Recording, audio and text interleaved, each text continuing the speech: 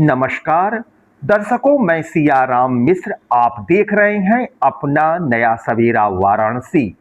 उत्तर प्रदेश के मुख्यमंत्री योगी आदित्यनाथ ने बयान दिया, गाय हमारी माता है और क्या मां और पुत्र के बीच कुछ घोषित करने की जरूरत पड़ती है। इस पर ज्योतिष पीठ के शंकराचार्य स्वामी अभिमुक्तेश्वरानंद सरस्वती ने तीखी प्रतिक्रिया दी। शंकराचार्य ने मुख्यमंत्री और सरकार की इस दलील को खारिज करते हुए गाय को केवल कागज में पशु बनाए रखने पर कड़ा एतराज जताया है। शंकराचार्य ने कहा कि सरकारें लंबे समय से गाय को कानूनी तौर पर केवल एक पशु मानती आई है। उनका तर्क है कि जब तक गाय कागजों में पशु सूची में दर्ज रहेगी, तब तक उसके साथ पशु जैसा ही व्यवहार और क्रूरता होती रहेगी। इसलिए सिर्फ मुंह से मां कहना काफी नहीं है। सरकार को तुरंत उसे पशु सूची से हटाकर राष्ट्रमाता या राजमाता का अधिकार दर्ज देना चाहिए। शंकराचार्य ने मुख्यमंत्री और केंद्र सरकार की मंशा पर सवाल उठाते हुए कहा, आप तो खुद को बड़े गौ भक्त कहते हैं। आपके पास 9 वर्ष से पूर्ण बहुमत की सरकार है, फिर भी आपने गाय को पशु सूची में क्यों रखा हुआ है? अगर आप उसे सच में माता कहते हैं तो विपक्ष की परवाह किए बिना उसे कानूनी रूप से माता घोषित कर दीजिए। हम आपके भक्त हो जाएंगे। और हमने गाय को माता माना है, तो गाय तो हमारे लिए माता है, वो पशु नहीं। पशु तुम्हारी बुद्धि है जो तुम हमारी गौ माता को पशु बोलते हो। मुसलमानों ने इस बीच में कहा था कि आप गाय को राष्ट्रीय पशु घोषित करिए, हमें कोई आपत्ति नहीं है, हम गाय हत्या नहीं करेंगे और गाय का मांस नहीं खाएंगे। मुसलमानों की ओर से आजाद भारत में यह पहला अवसर है जब इस तरह से स्पष्टता के साथ उद्घोष किया गया। छिटपुट बातें पहले हुई थी, लेकिन इस तरह से एक वाक्यता के साथ पहली बार भारत का मुसलमान गाय के पक्ष में खड़ा हुआ। यहां तक कि उन्होंने बकरीद के मौके पर सार्वजनिक उद्घोषणा की कि हम इस बकरीद गाय नहीं काटेंगे और ना काटने के लिए गाय खरीदेंगे। मुसलमानों का यह कदम निश्चित रूप से हम जैसे गौ भक्तों के हृदय को प्रसन्नता प्रदान करने वाला था, लेकिन आदित्यनाथ जी को इससे प्रसन्नता नहीं हुई। उन्होंने उन मुसलमानों की आलोचना इस बात के लिए की है कि उनमें से कुछ ने कहते समय यह कह दिया था कि आप गाय को राष्ट्रीय पशु घोषित करिए, हमें कोई बाधा नहीं। यहां ये शास्त्रार्थ, ये डिबेट, ये वाद विवाद था ही नहीं कि पशु कहा जाए कि ना कहा जाए। वो तो गौ माता की रक्षा के लिए एक रास्ता बता रहे थे, उसी में पशु शब्द आ गया। लेकिन आदित्यनाथ जी कल के वक्तव्य में उनको कह रहे हैं कि गाय तो माता है, आप उसको पशु कहते हैं, पशु आपकी बुद्धि है।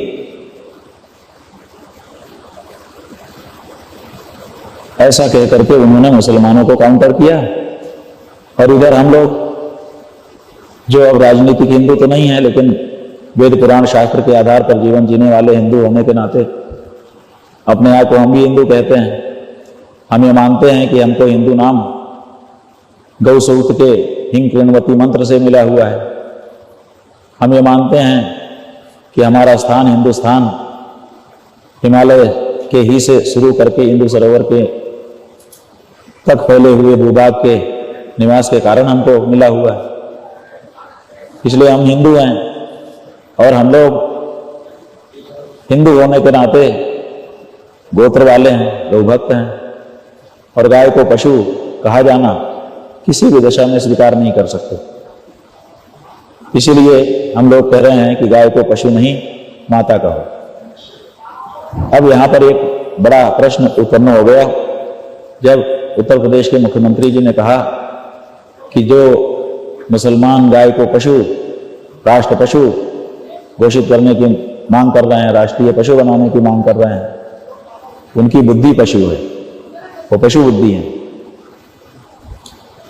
तो हम ये आप सबके माध्यम से आदित्यनाथ जी को बताना चाहते हैं कि देखिए, एक बात तो यह है कि केवल मुसलमान गाय को पशु नहीं कह रहा है, आपकी सरकार भी, जो उत्तर प्रदेश की सरकार है, वो भी गाय को पशु कह रही है। और आपसे हमारी जो लड़ाई है वो इसी बात की है कि उत्तर प्रदेश की सरकार गाय को पशु कह कैसे सकती है। और उत्तर प्रदेश की सरकार जिसके मुखिया आप हैं, अगर वो गाय को पशु कह रही है तो बताइए आपकी बुद्धि कौन सी बुद्धि हुई? पशु बुद्धि हुई कि मनुष्य बुद्धि हुई? इसी को तो सुधारने के लिए हम लोग आपके सामने खड़े हुए हैं, आपसे बार बार अनुरोध कर रहे हैं, आपसे बार बार अपनी बात कह रहे हैं। आप मुसलमानों को कहते हो, जब वो आपकी गाय की रक्षा के लिए खड़े हो गए, जब उन्होंने इस बकरीद गाय नहीं खरीदी, वो कशी नहीं की, जहां आपके बंगाल का मुख्यमंत्री, आपकी पार्टी का मुख्यमंत्री कह रहा था कि 14 साल के ऊपर वाली को काट लो, वहां मुसलमानों ने कहा कि चाहे 14 साल की हो, चाहे 12 साल की हो, गाय तो गाय है। अगर वो माता है हिंदुओं के लिए, तो वो किसी भी उम्र की हो, वो माता है। ये कहने का साहस उन मुसलमानों ने दिखाया। आपका मुख्यमंत्री तो कह रहा था कि 14 साल की हो तो काट लो, अपंग हो तो काट लो, बीमार हो तो काट लो, बस केवल एक डॉक्टर का सर्टिफिकेट चाहिए।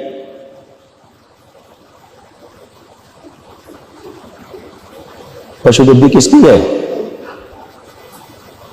आप मुसलमानों को कह रहे हैं कि पशु कह रहे हो, तुम्हारी बुद्धि पशु है, गाय तो माता है, और आपकी सरकार खुद गाय को पशु कह रही है। हम लोग कह रहे हैं पशु सूची से हटा करके उसको माता के रूप में दर्ज करो, वो तो आप कर नहीं पा रहे हो। ये काम आदित्यनाथ जी ने किया। आप लोग देख लीजिए, मुसलमान अगर गाय को पशु कह दे रहा है, वो भी इस दृष्टि से कह रहा है कि ताकि गाय की रक्षा हो जाए, तो इनको अच्छा नहीं लग रहा है। उस मुसलमान की प्रशंसा करने के बजाय ये कह रहे हैं कि तुम पशु बुद्धि हो। और खुद इनकी सरकार, जिसके ये स्वयं मुखिया है, एक तरह से अमूर्त सरकार का मूर्त रूप है, ये एक तरह से यही सरकार है।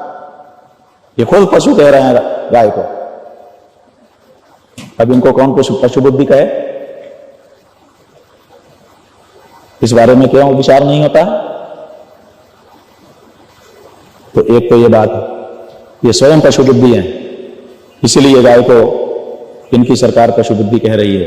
वो सरकार का मुखिया होने के नाते इनको इस बात को स्वीकार करना होगा, और स्वीकार करके अपनी कही गई बात को सुधारना होगा। जैसे ये मुसलमानों को कह रहे हैं कि पशु मत कहो, गाय माता है, उसी तरह से उत्तर प्रदेश की सरकार को भी, और केवल उत्तर प्रदेश की सरकार को नहीं, भारत के जितने भी प्रदेश हैं, सब प्रदेशों की सरकारों को अपनी पशु सूची से गाय को हटाना होगा और उनको माता के रूप में दर्ज करना होगा। आदित्यनाथ जी, एक सरकार का मुखिया होने के नाते आपकी सरकार गाय को पशु कह रही है। पशु बुद्धि किसकी है, ये आप बताइए। दूसरे इन्होंने क्या किया, अपने उसी व्याख्यान में हम लोगों को भी इन्होंने प्रकारांतर से लपेटा और कहा कि गाय को राष्ट्रमाता कहने की बात नहीं है, गाय तो माता है, और किसी बेटे को अपनी माता को माता कहने के लिए घोषणा नहीं करनी पड़ती है। इसका मतलब कि मैं माता के रूप में गाय को घोषित नहीं करूंगा, साफ साफ उन्होंने प्रकारांतर से कह दिया। हाँ आदित्यनाथ जी, आपकी बात ठीक है, एक माँ बेटे के बीच में माँ बेटे का संबंध होता है, उसको उद्घोषणा की जरूरत नहीं है, भावना होती है, उद्घोषणा ना हो तब भी वो माँ होती है। लेकिन ये व्यक्तिगत रूप से जैसे आदित्यनाथ नाम का जो व्यक्ति है या अजय बिष्ट नाम का जो व्यक्ति है, अगर वो गाय को माता कहता है तो इसके लिए उद्घोषणा की जरूरत नहीं है। करे ना करे अलग बात। लेकिन अगर कोई राज्य अगर गाय को माता कहना चाहता है या पशु कहना चाहता है तो उसको उद्घोषणा की आवश्यकता पड़ती है। और इसीलिए आपकी सरकार ने गाय को पशु उद्घोषित कर रखा है, पशु की सूची में डाल रखा है। क्यों डाल के रखा है? राज्य ने ऐसी उद्घोषणा क्यों की कि ये पशु है? बताइए। आप ये बताइए आदित्यनाथ जी कि जब शिवाजी, जो कि हिंदू पातशाही के छत्रपति माने जाते हैं, आप लोग उनका नाम लेकर के वोट बटोरते हो, अपने आप को शिवाजी का भक्त कहते हो। जब शिवाजी का राज्याभिषेक हुआ था तो उनकी माता जीजाबाई को राजमाता घोषित किया गया था कि नहीं घोषित किया गया? कौन नहीं जानता कि शिवाजी की माता जीजाबाई थी? फिर घोषणा की क्या जरूरत पड़ गई थी? बताइए। अगर मां बेटे के बीच में घोषणा की आवश्यकता नहीं होती है तो शिवाजी और जीजाबाई के बीच में जीजाबाई को राजमाता घोषित करने की क्या आवश्यकता पड़ी थी? और वो राजमाता घोषित हुई की थी कि नहीं? और राजमाता घोषित होने के बाद उनका प्रोटोकॉल राजमाता का बना था कि नहीं? और राजमाता के रूप में उन्होंने जो उनको दायित्व थे उनका निर्वहन किया था कि नहीं किया था? और उस राज्य के समाप्त हो जाने के बाद भी जब भारत राज्य आजाद हुआ तो भारत राज्य आजाद होकर के काम करने लगा, तब भी जीजाबाई को राजमाता माना गया कि नहीं माना गया? और इसके बाद जब गुजरात और महाराष्ट्र और गोवा तीन राज्य बने, महाराष्ट्र एक स्वतंत्र राज्य बना, तो महाराष्ट्र में जो परंपरा से चली आ रही जीजाबाई की राजमाता पदवी थी उसको उसी रूप में स्वीकार किया कि नहीं स्वीकार किया? और स्वीकार करके उस नाम से कितनी योजनाएं चलाती है कि नहीं चलाती है?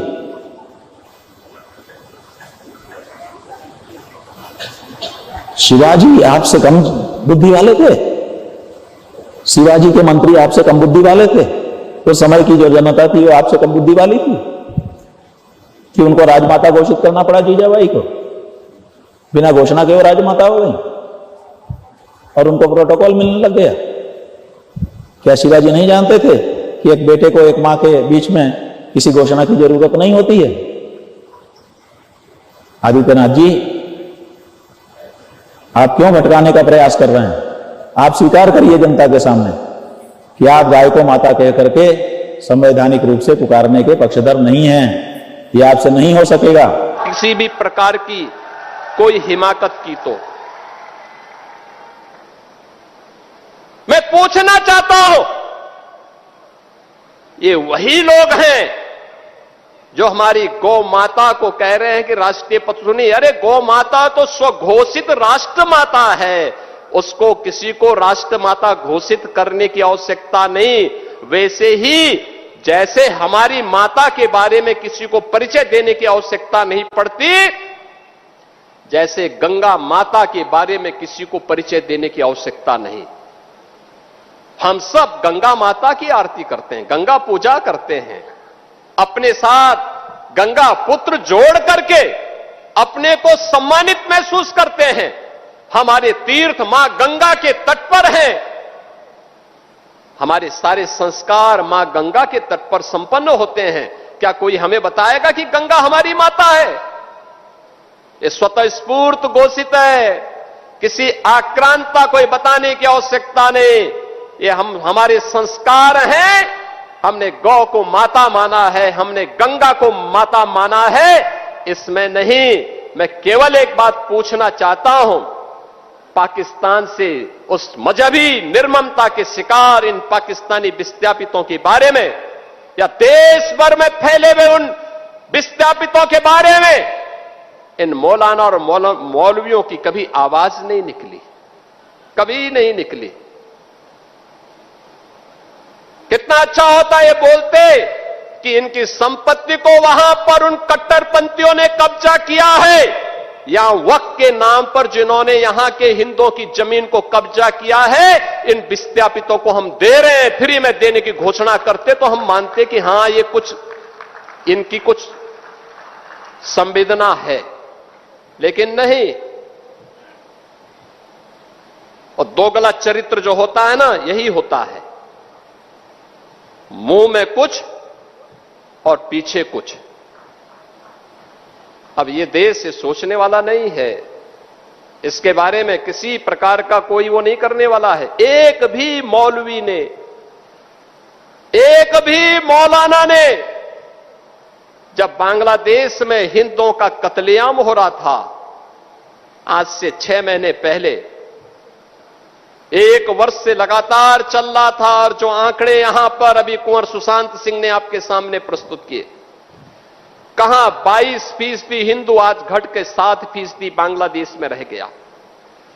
कहां पाकिस्तान में 14% हिंदू मात्र 2% रह गया। ये मौलाना और मौलवी कभी पाकिस्तान या बांग्लादेश की सरकारों की निंदा नहीं करते, कभी नहीं करते।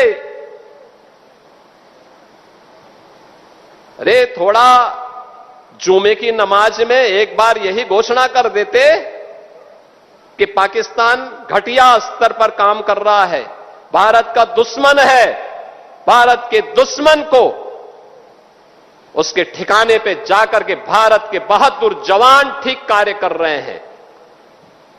कुछ नहीं। और इसीलिए मैं कह रहा हूं, इसीलिए सरकार ने घोषित भी किया है। आपने देखा होगा बकरीद के अवसर पर किस किस प्रकार की हरकतें हो रही थी। वो तो गनीमत है कि सरकार ने पहले से ही कदम उठाए हुए हैं, तब शांतिपूर्ण तरीके से पर्व और त्योहार हो पा रहे हैं। नहीं तो पश्चिमी उत्तर प्रदेश में तो गनीमत थी जी, सबके बारे में बड़ा मुश्किल होता था। रामनवमी, शिवरात्रि, जन्माष्टमी, दुर्गा पूजा, कावड़ यात्रा, ये सब सपने हो गए थे। बेटी स्कूल नहीं जा पा रही थी,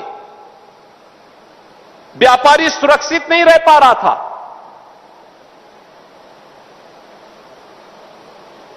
और दोस्ती, कैसी दोस्ती, आपने भी गाजियाबाद में देखा होगा।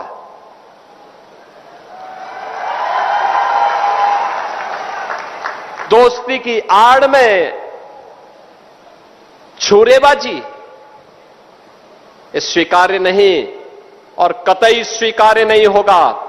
अगर कोई अपनी नालायक औलाद को समझा नहीं पा रहा है तो समझो कि गलती कर रहा है, गलती कर रहा है। याद रखना, हमारी संवेदना सामान्य नागरिकों के प्रति है। प्रधानमंत्री मोदी जी के नेतृत्व में पिछले 12 वर्ष में बिना भेदभाव के शासन की योजना का लाभ हर तबके को प्राप्त हुआ है। न जाति देखी गई, न क्षेत्र देखा गया, न भाषा देखी गई, न मत देखा गया, न मजहब देखा गया। सबका साथ और सबका विकास, योजनाओं का लाभ, विकास की योजनाएं बिना भेदभाव के, बिजली बिना भेदभाव के, कर्ज बिना भेदभाव के, बिना भेदभाव के शासन की योजना का लाभ। लेकिन देश भी तो अपेक्षा करता है कि संवेदना दिखाई दे, लेकिन वो संवेदना गायब वहां पे। और बहनों और भाइयों, इसीलिए मैं भी आपसे कहने के लिए आया हूं, यही कहने के लिए मैं भी आया हूं आज। हम सबको इस बात को ध्यान में रखना होगा, हम सबको इस बात को ध्यान में रखना होगा कि अहिंसा और करुणा ये मानवता के भूषण है, किंतु ये पावन धरना भारत के इतिहास को बनाने वाली धरा है। और इसलिए जब बिजनौर आता हूं, एक अलग ही आत्मीयता का अनुभव होता है। क्योंकि ये भारत के इतिहास से जुड़ी हुई धरा है। इसने इतिहास को बनाया है, इसने इतिहास को बनते हुए देखा है और इसने इतिहास को बिगड़ते हुए भी देखा है। बहनों और भाइयों, इसीलिए आज जब मैं यहां पर आया हूं, मुझे यहां पर पूर्व सांसद कुंवर सर्वेश सिंह जी की भी स्मृतियों को नमन करने का अवसर प्राप्त हो रहा है। मैं इस अवसर पर कुंवर सर्वेश सिंह जी की स्मृतियों को भी विनम्र श्रद्धांजलि अर्पित करता हूं। पिछली बार जब मैं आया था 4 वर्ष पहले, तब मुझे यहां पर हम दोनों ने एक साथ कार्यक्रम आयोजित किया था। आज वे भले ही हमारे बीच में नहीं हैं, लेकिन उनकी स्मृति को जीवंत बनाए रखते हुए मैंने आज यहां पर इसी परिसर में हमने यहां के कारीगरों के लिए एक कॉमन सर्विस सेंटर, जहां कारीगरों को उत्तम तकनीक के बारे में, डिजाइन के बारे में, मशीनें कैसे उसमें उनका सहायक हो सकती है, इसके बारे में उसका उद्घाटन करने का अवसर प्राप्त हुआ। और अब उन्हीं की विरासत को संभाल रहे यहां के लोकप्रिय विधायक कुंवर सुशांत सिंह ने यहां के माननीय जनप्रतिनिधियों के नेतृत्व में उनके साथ मिलकर के पाकिस्तान से विस्थापित उन हजारों परिवारों को, जिनकी संपत्ति पर, जिनकी पुश्तैनी संपत्ति पर पाकिस्तान के मजहबी कट्टरता ने 1946, 47, 48 में जबरन कब्जा करके इन निर्दोष हिंदू और सिखों का कत्लेआम किया था। 1946, 47, 48 बीता, वर्ष दर वर्ष बीतते गए, दशक और दशक बीतते गए, युग में युग बीतते गए। आज चौथी पीढ़ी में यह अवसर आ पाया है जब हम इन सभी विस्थापित परिवारों को यहां पर उनकी जमीन का मालिकाना अधिकार देने की ओर आगे बढ़ चुके हैं।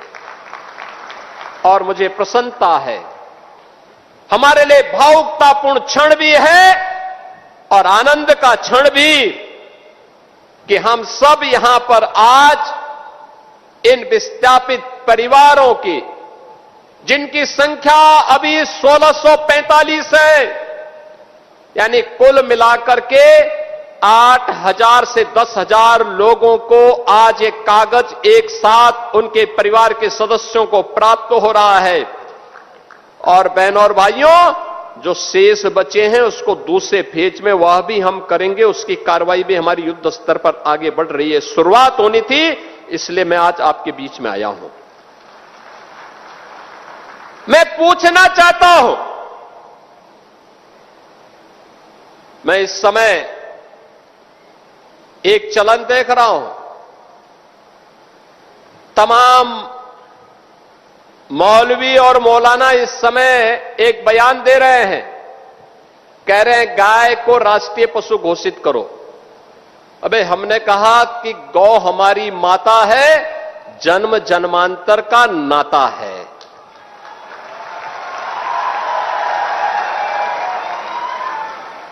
क्या मां और पुत्र के बीच में